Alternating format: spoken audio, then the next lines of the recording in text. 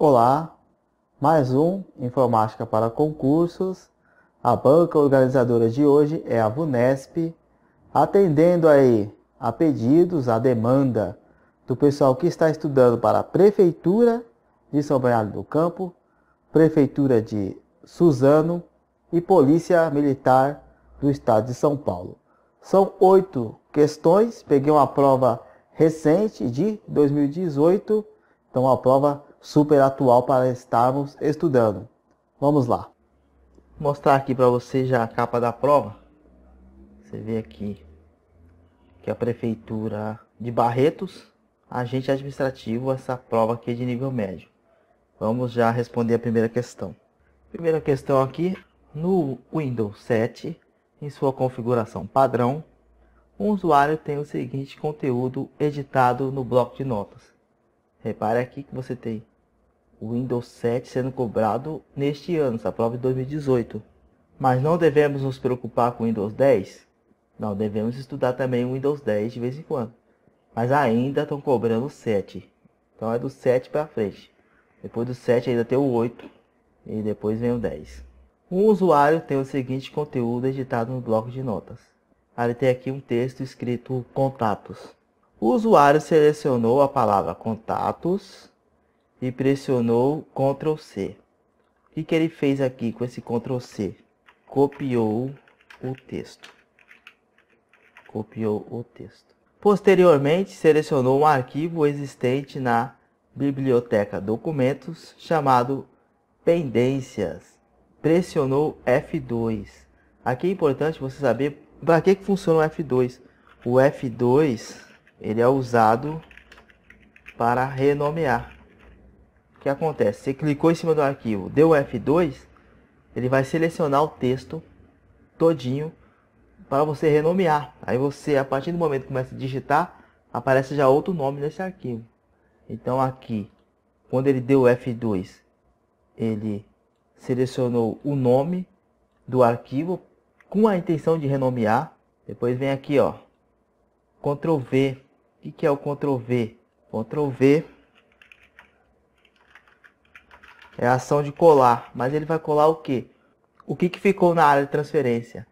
Na área de transferência ficou o texto chamado contatos. Você deu o Ctrl V, ele vai retirar da área de transferências o texto chamado contato. Quando você der um Ctrl V e finalmente você dá Enter, o que vai acontecer? Bom, quando você der o Ctrl V, o texto vai ficar lá selecionado ainda, mas porém será outro texto. Quando você dá um Enter, você efetivou, você trocou o nome da pasta. Assinar a alternativa que indica o novo nome do arquivo pendências. Eu disse da pasta, mas é arquivo. Serve para uma pasta também. Aconteceria o mesmo efeito, tá? Então o nome do arquivo mudou para que nome? Contatos. Que foi o texto que você copiou daqui, ó. A alternativa correta é a C. Próxima questão. 37 aqui a segunda questão nossa.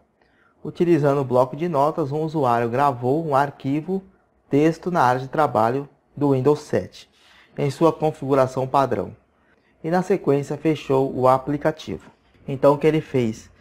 Ele criou um arquivo usando o bloco de notas, salvou, porque ele fez aqui, ó, gravou o arquivo de texto na área de trabalho, ou seja, ele salvou o arquivo na área de trabalho, depois fechou.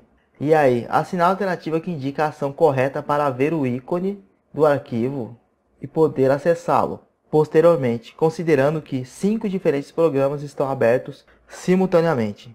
O que acontece? Quando você abre um programa, por exemplo, você abre o Word, ele vai entrar na frente da área de trabalho. A área de trabalho será preenchida pelo Word, ainda mais se ele tiver maximizado. Aí depois você abre um Excel, ele vai ficar por cima do Word, em cima da área de trabalho, e sucessivamente, PowerPoint, vai ficar aquele monte de programas, aplicativos abertos em cima da área de trabalho. Para você chegar até a área de trabalho, você tem que passar por todos esses arquivos, ou fechando ou minimizando. Vamos ver as alternativas aqui. Ele quer acessar o arquivo, aí você tem minimizar todas as janelas, isso aqui é uma opção. Acessar a lixeira do Windows, não, porque você salvou na área de trabalho, não foi na lixeira. Maximizar todas as janelas, Não, isso aqui vai só agravar ainda mais a situação. Alterar as janelas usando Ctrl ESC até exibir o arquivo. O Ctrl ESC, vamos pôr aqui Ctrl ESC.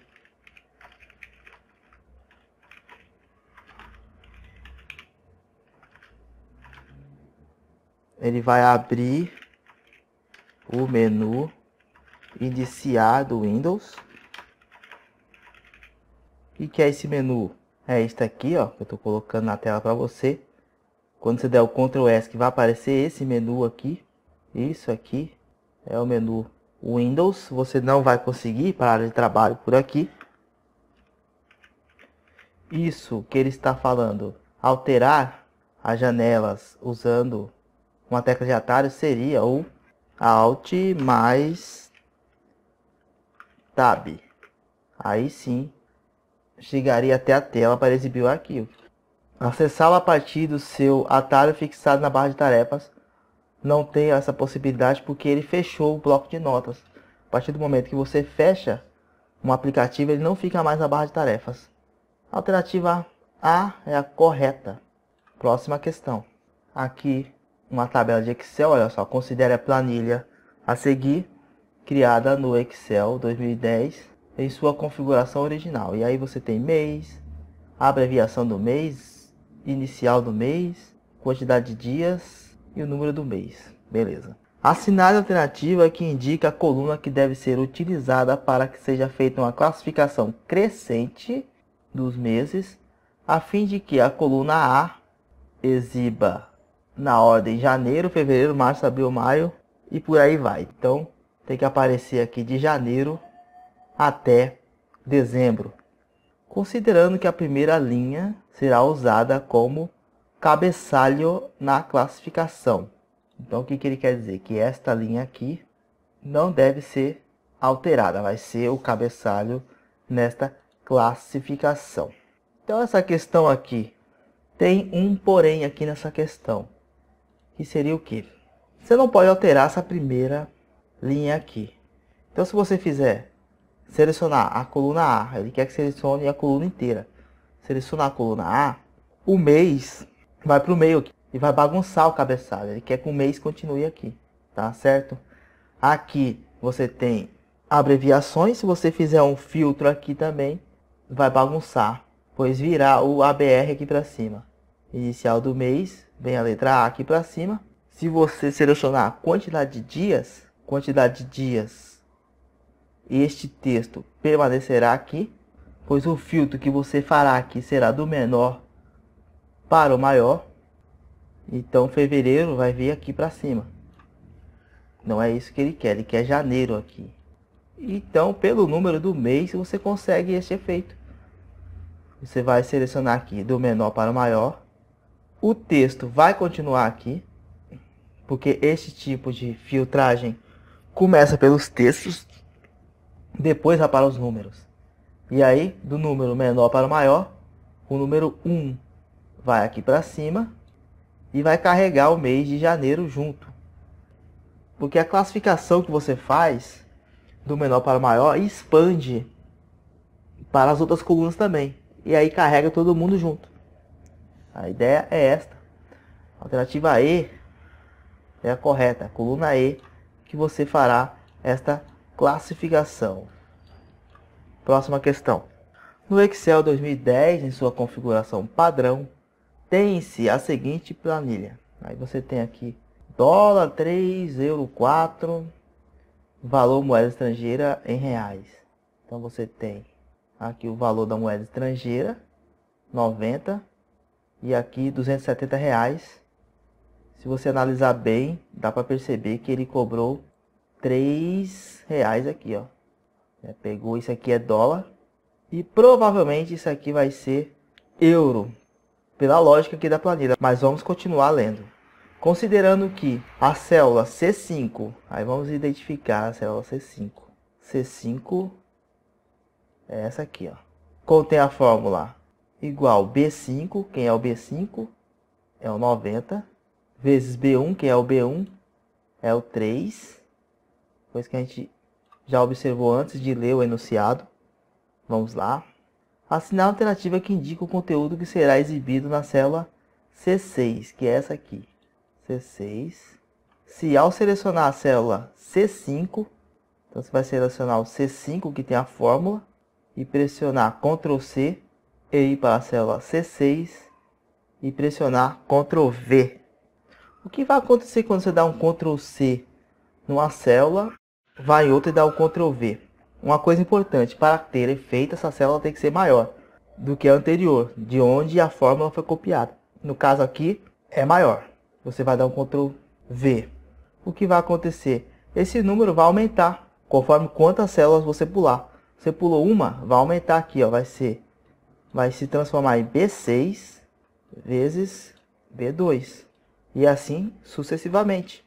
Por exemplo, se fosse na célula C7, ia se transformar em B7 vezes B3. Entendeu a lógica? Sempre aumenta um de cada lado. Então, dando Ctrl C, Ctrl V na célula C6, você vai ter o B6 vezes o B2. Onde está o B6? O B6. Vou colocar em amarelo, tá? O B6 está aqui, é o 50. B6 vezes B2. Quem é o B2 está aqui, ó. É o 4. Daí você pega 50 vezes 4. Isso vai ser igual a 200. A alternativa correta é a C. Próxima questão.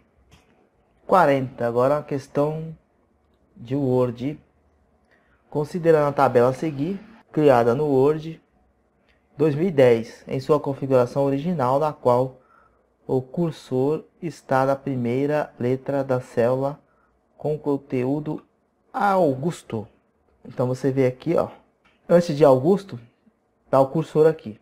Assinale a alternativa que indica a tecla e a quantidade de vezes que precisa ser pressionada, respectivamente, para que o cursor se posicione na célula com conteúdo Caroline. Então o cursor vai ter que vir daqui até aqui, ó.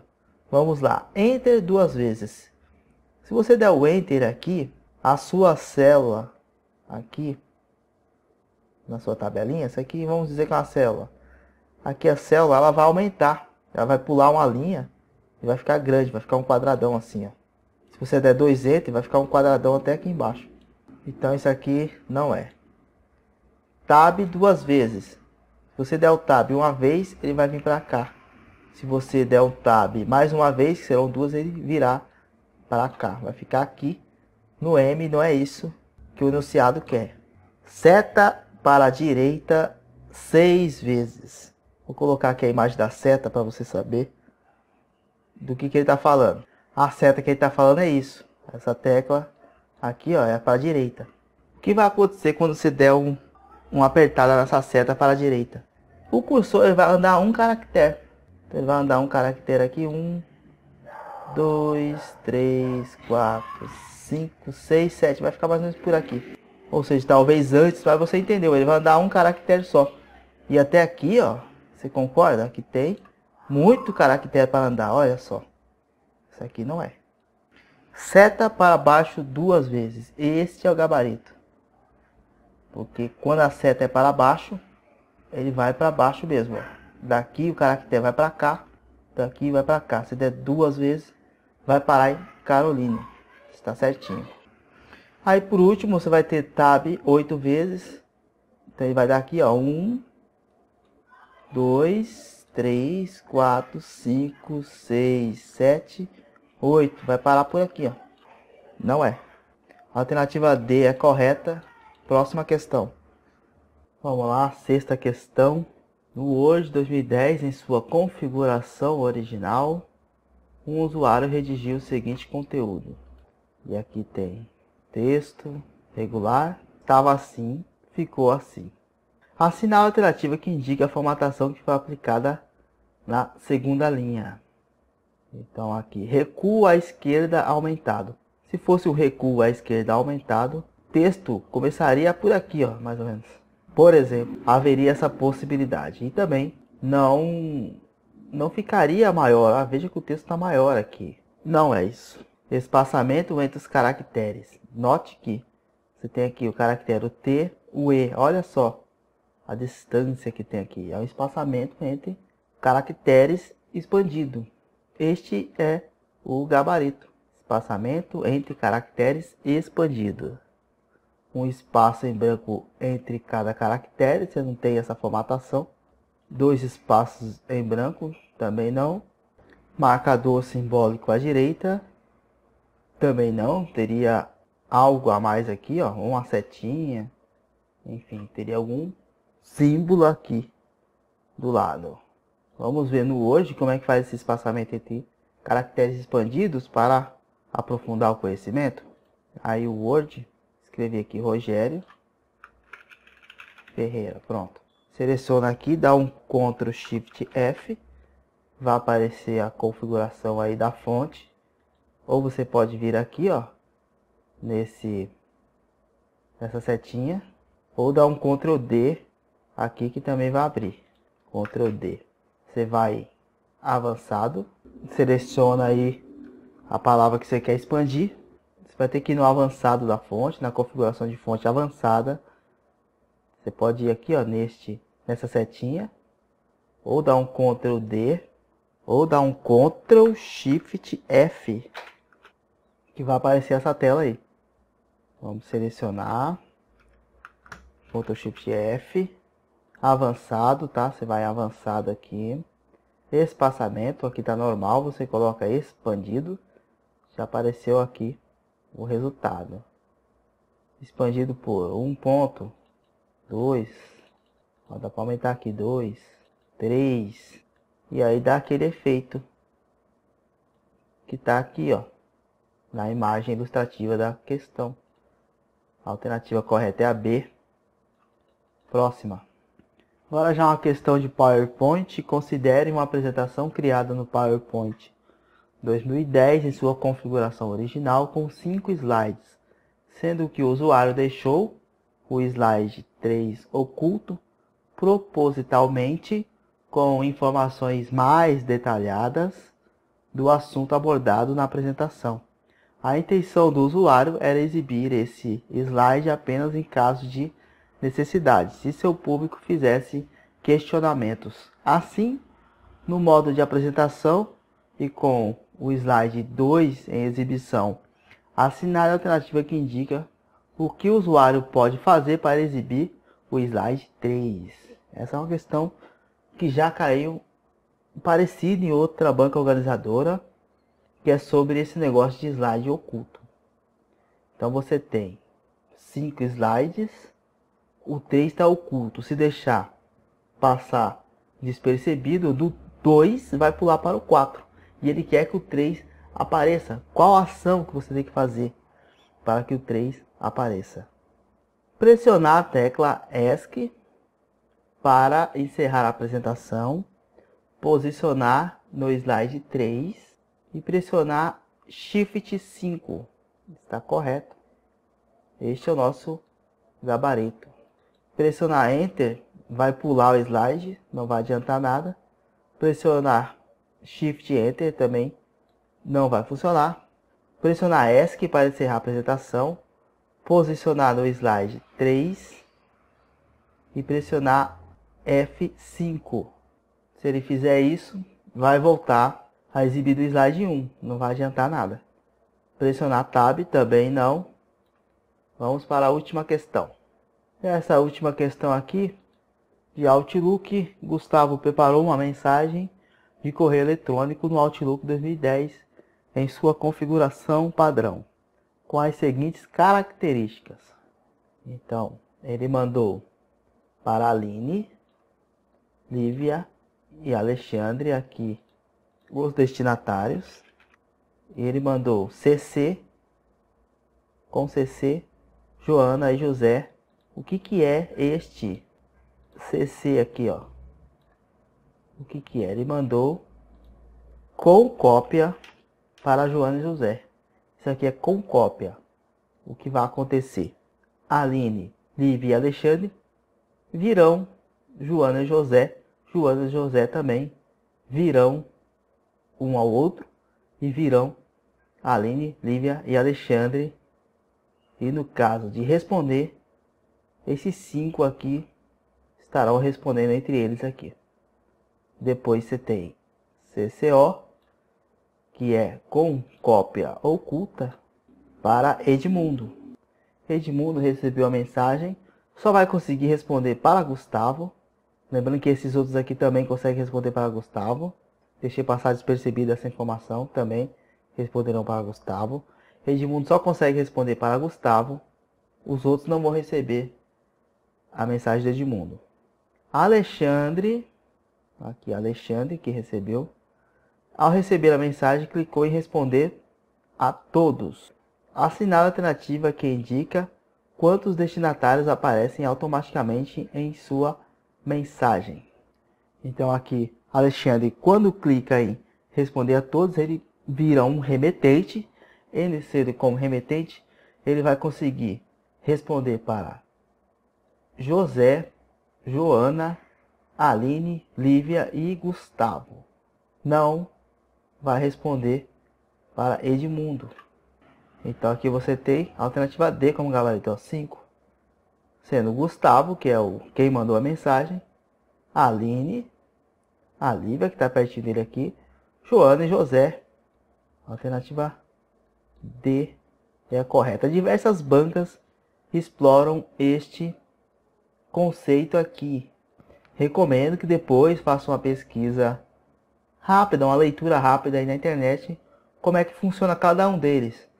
Como é que funciona o para, o CC e o CCO. Muito importante, cai muito em concurso isso. Por hoje é só. É isto, em breve teremos mais vídeos de informática. Final de semana aí teremos vídeos sobre vários assuntos.